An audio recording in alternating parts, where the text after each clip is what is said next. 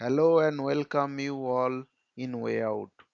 আজকে আমরা ওয়ে আউটে লাইফ স্কিল সম্পর্কে জানবো।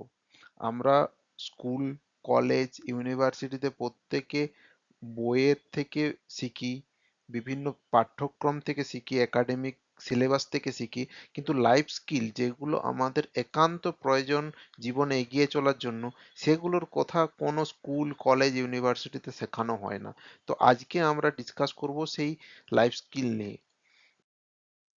তো এখানে দেখো আমি সেটাই তুলে ধরেছি যে রিয়েল লাইফ স্কিল প্রচন্ড পরিমাণ প্রয়োজন, যেটার প্রয়োজন একাডেমিক নলেজের থেকে অনেকটা বেশি। কারণ আমরা কলেজ থেকে প্রত্যেকেই গ্র্যাজুয়েট হয়ে বেরোই, কিন্তু কেউ ভাবি না তার কি ইমপ্লিমেন্টেশন আমরা কলেজের পরে গিয়ে করব বা ইউনিভার্সিটির পরে গিয়ে করব, যে কারণে আমাদের কোনো কাজ করার অপরচুনিটির জন্য অনেক দিন ওয়েট করতে হয়। তো এই যে গ্যাপটা, সেটাকে ফুলফিল করে এই লাইফ স্কিলগুলো। তো এই জন্যই আমি সে কথাটাই বলেছি, প্র্যাকটিক্যাল স্কিল ভীষণ প্রয়োজন জীবনে বিভিন্ন কাজের যে দিক, সেটাকে ঠিক করার জন্য। তো ক্লাসরুমে আমরা প্রত্যেকে থিওরি বেস জিনিসগুলো শিখি, থিওরি বেস জিনিস জানি, কিন্তু প্র্যাকটিক্যাল জিনিস যেটা কার্যক্ষেত্রে দরকার হয়, কার্যক্ষেত্রে যেটার একমাত্র প্রয়োজন, যেটার উপর বেস করে কোনো অর্গানাইজেশন তোমাকে সিলেক্ট করবে, তোমাকে রিজেক্ট করবে, সেই গ্যাপটা ফিল করে লাইফ স্কিল। তো ফার্স্ট যে জিনিসগুলো আমাদেরকে জানতে হবে, যে কি কারণের জন্য স্কুলে আমাদের লাইফ স্কিলগুলো ওভারলুক করা হয়। ফার্স্ট হচ্ছে আমাদের স্কুলের যে স্ট্রাকচার, সেটা সম্পূর্ণ একটা কারিকুলামের উপর ফোকাস করে তৈরি করা হয়। অর্থাৎ তোমার সিলেবাস কি, তার উপরেই তোমার স্কুলের পুরো স্টাডিটা নির্ভর করে। এছাড়া লিমিটেড টাইম, অর্থাৎ তোমাকে 6 মাস পার সেমিস্টার, বা হয়তো কোনো জায়গায় 1 বছরের মধ্যে তোমাকে পুরো সিলেবাস শেষ করতে হবে। থার্ড যেটা হলো টিচার ট্রেনিং, অর্থাৎ এডুকেশনরা শুধুমাত্র সাবজেক্টের যে বিষয়বস্তু তার উপরে ফোকাস করে, কখনো যে স্কিলের প্র্যাকটিক্যাল ইমপ্লিমেন্টেশন তার উপরে খুব একটা বেশি জোর দেওয়া হয় না। আর লাস্ট যেটা পয়েন্ট, একাডেমিক অ্যাসেসমেন্ট মেথড, অর্থাৎ তোমাকে বেশি নাম্বার তুলতে হবে, এটার উপরেই জোর দেওয়া হয়। কিভাবে কোন প্রসেসটা কাজ করে, এইটার উপর কোনো জোরই দেওয়া হয় না আমাদের স্কুলে। তো এসেনশিয়াল লাইফ স্কিলস গুলোর মধ্যে অন্যতম যেগুলো, সেগুলো হলো ফিনান্সিয়াল লিটারেসি, অর্থাৎ তোমাকে তোমার জীবনযাত্রা চালানোর জন্য বাজেট কতটা প্রয়োজন, কিভাবে সেই বাজেটের অ্যালোকেশন হবে, সম্পূর্ণটা জানা দরকার। ইমোশনাল ইন্টেলিজেন্স থাকা দরকার, অর্থাৎ তোমার কোন ইমোশনগুলো তোমাকে পিছিয়ে দিচ্ছে কার্যক্ষেত্রতে বা জীবনের ক্ষেত্রতে, কোন ইমোশনগুলো তোমাকে এগিয়ে রাখবে অন্যদের থেকে, সেই ইমোশনাল ইন্টেলিজেন্সে তোমাকে অনেক স্ট্রং হতে হবে। এবং আহ, আরেকটা কমিউনিকেশন স্কিল। কমিউনিকেশন স্কিল আজকের 21st সেঞ্চুরিতে one of the most essential life skill. কারণ কমিউনিকেশন স্কিলের উপরেই তোমার ডিপেন্ড করবে তুমি যেখানে সিভি পাঠাচ্ছ সেখানে সিভি সিলেক্টেড হবে কিনা। বিকজ এইচআর যদি কল করে, ফার্স্ট তোমাকে যেটা ফার্স্ট অ্যান্ড ফরমোস্ট চেক করে, সেটা হলো কমিউনিকেশন স্কিল। ফিনান্সিয়াল লিটারেসির ডিটেলসে আমরা আসবো। ফিনান্সিয়াল লিটারেসির প্রথম যেটা জানা দরকার, বাজেটিং। আমি প্রত্যেককেই বলবো, তোমরা পুরো মাসে কি পরিমাণ খরচ করছো, কিভাবে খরচ করছো এবং কেন খরচ করছো, তার একটা ডিটেল ট্র্যাক রেকর্ড তোমরা রাখবে।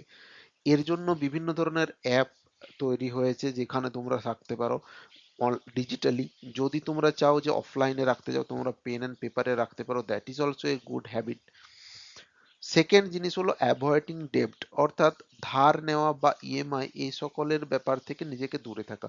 আমার মনে হয় ইএমআই কোনো একটা জিনিস যেটা তোমার ক্ষেত্রে কোনো ভ্যালু অ্যাড করবে না তোমার লাইফে, অর্থাৎ সেটা তোমার জীবনে কোনো অ্যাসেট হয়ে আসছে না, সেই সকল জিনিস তোমরা কখনোই ইএমআই বা ধারে কিনবে না।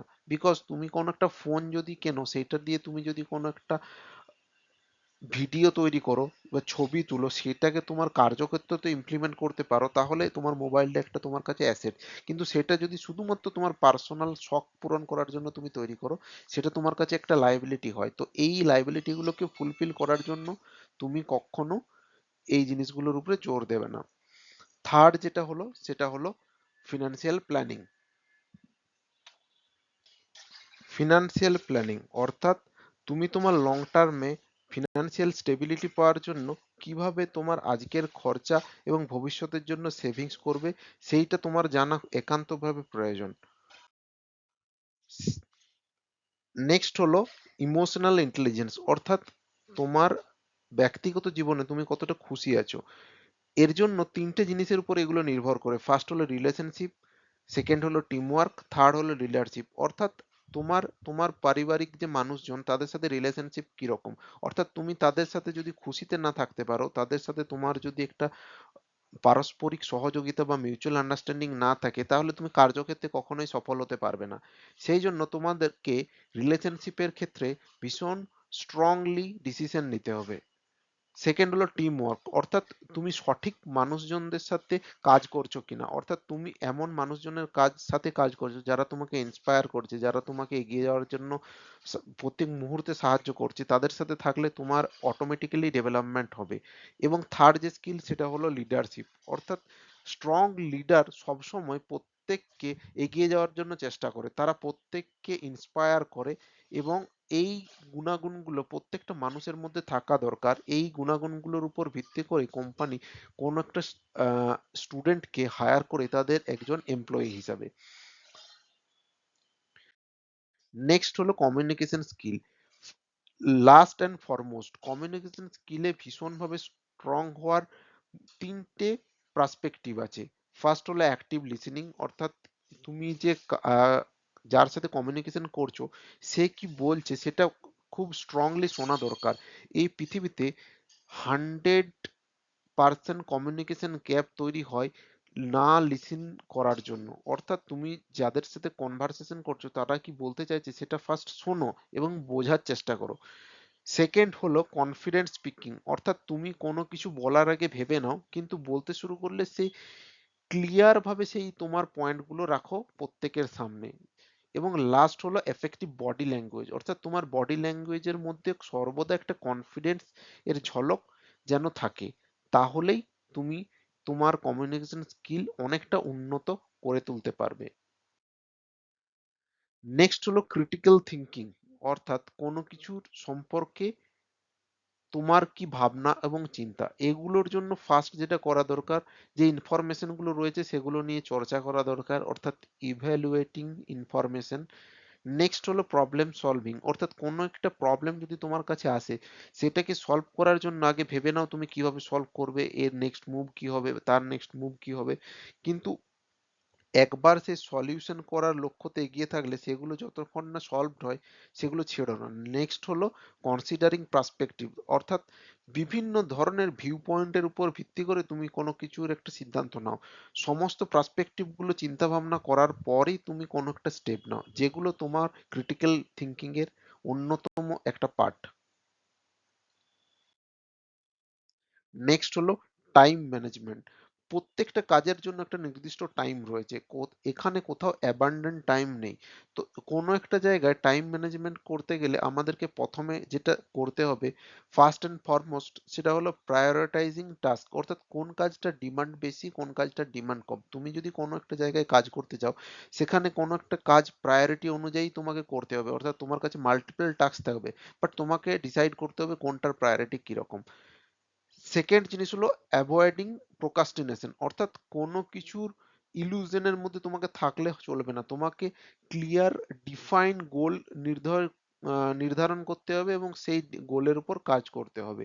আর থার্ড হলো টুলস ফর এফিসিয়েন্সি, অর্থাৎ তুমি যদি নিজে কোনো কিছু একটা করতে যাও হয়তো সেটাতে অনেকটা বেশি সময় লাগবে, তুমি কোনো টুলসের সাহায্য নিলে সেই কাজটাই তোমার অনেকটা সহজে হয়ে যাবে। এখনকার দিনে বলতে গেলে পার্সপেক্টিভ এটা দাঁড়ায় যে তুমি কোনো কাজ হয়তো নিজে করছো যেটা এআই এর দ্বারা তুমি খুব তাড়াতাড়ি করতে পারো, তো তুমি সেক্ষেত্রে এআই কে ইমপ্লিমেন্ট করো যাতে তোমার কিছুটা টাইম সেভ হয়। নেক্সট হলো লার্নিং ফ্রম ফেলিওর, অর্থাৎ তুমি যে মিস্টেক গুলো করছো সেগুলোর থেকে শিক্ষা নাও। যদি তুমি আহ, এবং তুমি চেষ্টা করো যে তোমার গ্রোথের ক্ষেত্রে পুরোনো মিস্টেক গুলোকে রিপিট না করার। সেকেন্ড হলো রেজিলিয়েন্স বিল্ড করা, অর্থাৎ তুমি যে কোনো কিছুর ঝড় ঝাপটা যাই কিছু আসুক, তুমি চেষ্টা করো তারপরে আরো ঘুরে দাঁড়ানোর, কারণ কোনো একটা ঝড় পেরিয়ে গেলে তারপরের পথটা অনেকটা সহজ হয়। আর থার্ড যেটা হলো পারসিস্টেন্স, অর্থাৎ পৃথিবীতে বেশিরভাগ কাজ আমরা কমপ্লিট করতে পারি না আমাদের পারসিস্টেন্সের অভাবে। এবং পৃথিবীর যারা উইনার আর যারা লুজার প্রত্যেকের কাছেই 24 ঘন্টা আছে, কিন্তু তফাৎটা হয় পারসিস্টেন্সের ওপর। যে উইনার সে সর্বদাই চেষ্টা করতে থাকে, কিন্তু যে লুজার সে সর্বদাই কোনো একটা অজুহাত খুঁজে, যার ফলে তার পারসিস্টেন্স থাকে না। তো এইটা আমাদেরকে জানতে হবে যে লার্নিং ফ্রম ফেলিওরস, এবং এইটা নিজের ফেলিওর না, অপরের ফেলিওর থেকেও তোমাকে শিখতে হবে, না হলে তোমার লাইফটা ছোট হয়ে যাবে শেখার জন্য।